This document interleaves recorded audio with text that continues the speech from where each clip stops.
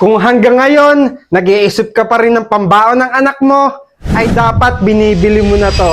Buti na nga lang ay may nabili ako dito sa TikTok na Dutch Mill. Mga ma'am sir, napakamahal nito sa grocery at sa tindahan.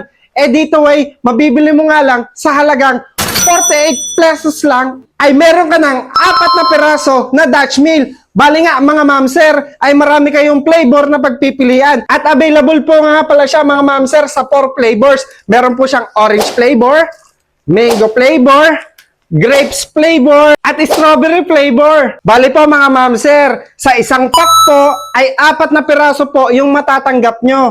Eh kahit nga araw-araw ay kaya nyo itong ipabaon sa mga anak nyo, biruin nyo, sa murang halaga ay meron na kayong 4 na piraso sa isang pack na Dutch Mill. Kung kaya nga, naghahanap kayo ng the best na pambaon sa mga anak nyo, ay mag-check out na kayo. Nandito yung yellow basket sa ibaba, habang mura pa.